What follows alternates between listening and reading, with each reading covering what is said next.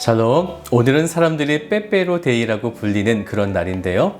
오늘 성도들은 하나님 마음과 같아지는 날로 하루를 보내시면 어떨까요? 오늘 말씀은 사무엘하 21장 말씀 되겠습니다. 제21장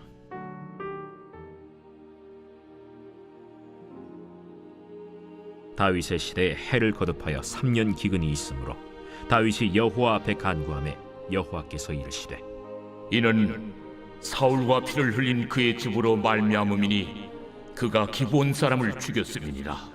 기브온 사람은 이스라엘 족속이 아니요 그들은 아모리 사람 중에서 남은 자라. 이스라엘 족속들이 전에 그들에게 맹세하였거늘 사울이 이스라엘과 유다 족속을 위하여 열심히 있으므로 그들을 죽이고자 하였더라. 이에 왕이 기브온 사람을 불러 그들에게 물으니라. 다윗이 그들에게 묻되 내가 너희를 위하여 어떻게 하랴?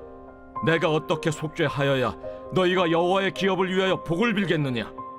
기브온 사람이 그에게 대답하되 사울과 그의 집과 우리 사이의 문제는 은금에 있지 아니하오며 이스라엘 가운데에서 사람을 죽이는 문제도 우리에게 있지 아니하니이다. 너희가 말하는 대로 시행하리라. 우리를 학살하였고 또 우리를 멸하여 이스라엘 영토 내에 머물지 못하게 하려고 모해한 사람의 자손 7사람을 우리에게 내주소서.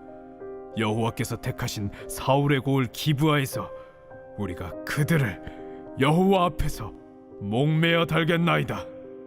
내가 내주리라. 그러나 다윗과 사울의 아들 요나단 사이에 서로 여호와를 두고 맹세한 것이 있으므로 왕이 사울의 손자 요나단의 아들 무비보셋은 아끼고 왕이 이에 아야의 딸 리스바에게서 난 자 곧 사울의 두 아들 알모니와 무비보셋과 사울의 딸 메랍에게서 난 자 곧 무홀랏 사람 바르실레의 아들 아드리엘의 5 아들을 붙잡아 그들을 기브온 사람의 손에 넘기니 기브온 사람이 그들을 산 위에서 여호와 앞에 목매어 달매 그들 7사람이 동시에 죽으니 죽은 때는 곡식 베는 첫날 곧 보리를 베기 시작하는 때더라. 아야의 딸 리스바가 굵은 배를 가져다가 자기를 위하여 바위 위에 펴고 곡식 베기 시작할 때부터 하늘에서 비가 시체에 쏟아지기까지 그 시체에 낮에는 공중의 새가 앉지 못하게 하고 밤에는 들짐승이 범하지 못하게 한지라. 이에 아야의 딸 사울의 첩 리스바가 행한 일이 다윗에게 알려지매 다윗이 가서 사울의 뼈와 그의 아들 요나단의 뼈를 길르앗 야베스 사람에게서 가져가니 이는 전에 블레셋 사람들이 사울을 길보아에서 죽여 블레셋 사람들이 벳산 거리에 매단 것을 그들이 가만히 가져온 것이라. 다윗이 그곳에서 사울의 뼈와 그의 아들 요나단의 뼈를 가지고 올라오매 사람들이 그 달려 죽은 자들의 뼈를 거두어다가 사울과 그의 아들 요나단의 뼈와 함께 베냐민 땅 셀라에서 그의 아버지 기스의 묘에 장사하되 모두 왕의 명령을 따라 행하니라. 그 후에야 하나님이 그 땅을 위한 기도를 들으시니라. 블레셋 사람이 다시 이스라엘을 치거늘 다윗이 그의 부하들과 함께 내려가서 블레셋 사람과 싸우더니 다윗이 피곤하매 거인족의 아들 중에 무게가 300세겔 되는 노창을 들고 세 칼을 찬 이스비브노비 다윗을 죽이려 하므로 스루야의 아들 아비새가 다윗을 도와 그 블레셋 사람들을 쳐 죽이니 그때 다윗의 추종자들이 그에게 맹세하여 이르되 왕은 다시 우리와 함께 전장에 나가지 마옵소서. 이스라엘의 등불이 꺼지지 말게 하옵소서. 그 후에 다시 블레셋 사람과 곱에서 전쟁할 때에 후사 사람 시프게는 거인족의 아들 중에 삽을 쳐 죽였고 또다시 블레셋 사람과 곱에서 전쟁할 때에 베들레헴 사람 야레오르김의 아들 엘하나는 가드 골리앗의 아우 라흐미를 죽였는데 그자의 창자로는 배틀채 같았더라. 또 가드에서 전쟁할 때 그곳에 키가 큰 자 하나는 손가락과 발가락이 각기 6개씩 모두 24개가 있는데 그도 거인족의 소생이라. 그가 이스라엘 사람을 능욕함으로 다윗의 형 삼마의 아들 요나단이 그를 죽이니라. 이 4사람 가드의 거인족의 소생이 다윗의 손과 그의 부하들의 손에 다 넘어졌더라 하였더라. 여호수아 시대에 오늘 성경에 등장하는 기브온 사람들에 대한 이야기가 나타나게 되는데요. 이스라엘이 여리고성과 아이성에 행한 일을 바라보면서 기브온 민족은 꾀를 내게 되어집니다.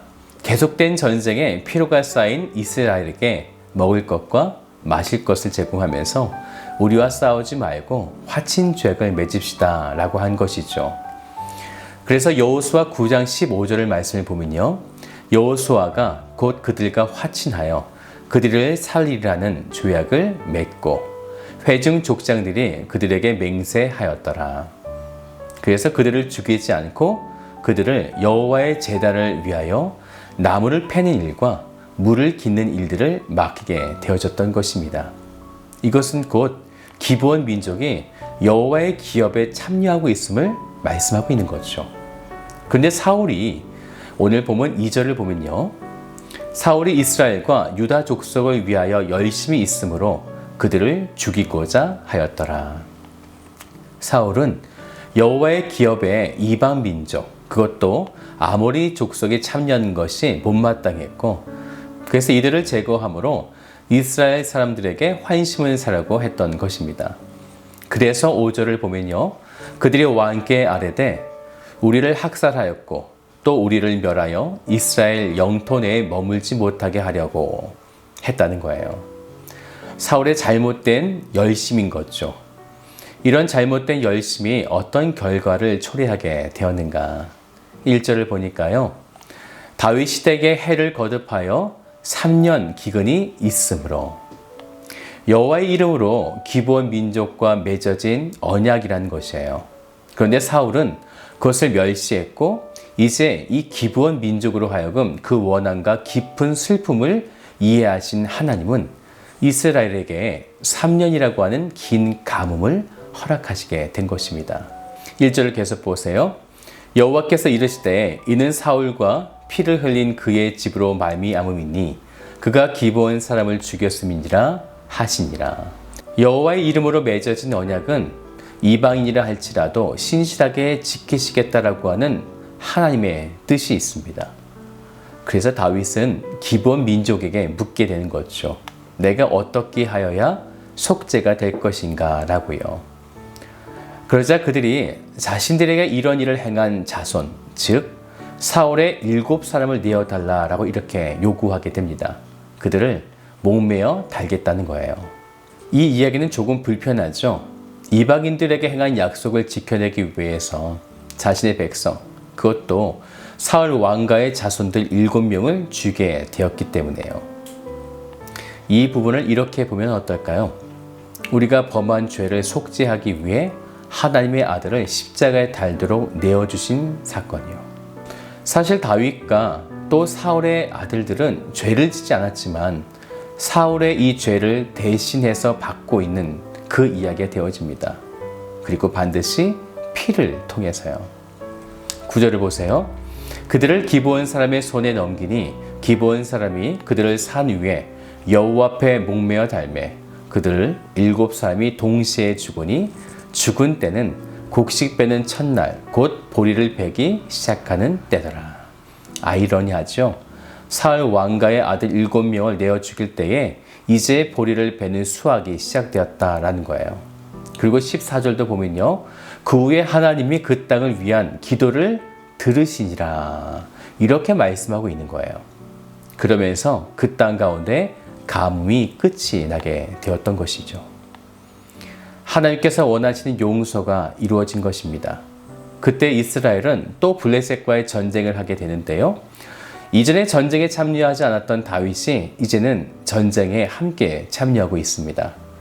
그런데 15절 말씀을 보면요, 블레셋 사람들과 싸우더니 다윗이 피곤하매 그때 거인족 한 사람이 다윗을 죽이려 할 때에 아비새 그 장군이 그를 도와 살려주게 되어집니다. 그리고 아비새가 이런 말을 하게 돼요. 17절인데요. 그때 다윗의 추종자들이 그에게 맹세하여 이르되 왕은 다시 우리와 함께 전쟁에 나가지 마옵소서, 이스라엘의 등불이 꺼지지 말게 하옵소서 하니라. 다윗은 이스라엘의 등불이기 때문에 그 불이 꺼지지 않도록 전장에 나가지 말아달라 이런 간청인 거죠. 그 후에 특별히 성경에는 거인족이라고 분명히 말씀하고 있어요. 그 블레셋의 거인과의 싸움에서 이스라엘은 계속 승리하게 됩니다. 하나님은 이 등불되는 다윗을 지키신 거죠. 어둠을 비춰줄 등불, 그는 바로 예수 그리스도의 그림자가 되어진 것이죠. 그래서 다윗은 사무엘하 22장 29절에 이렇게 고백하게 됩니다. 여호와여, 주는 나의 등불이시니 여호와께서 나의 어둠을 밝히시리이다. 예수 그리스도의 그림자인 다윗은 이스라엘에게 바로 그런 등불과 같은 존재가 되어지는 것이죠. 21장은 기본 민족을 향해 여호와의 기업을 주시는 은혜, 그리고 다윗은 이스라엘을 밝혀줄 등불, 하나님은 당신의 구원의 은혜를 역사의 흐름 속에서 계속적으로 행하신 것을 우리에게 보여주고 있는 것입니다. 오늘 하나님은 여전히 우리를 향하신 구원의 은혜를 향해 일하고 계십니다.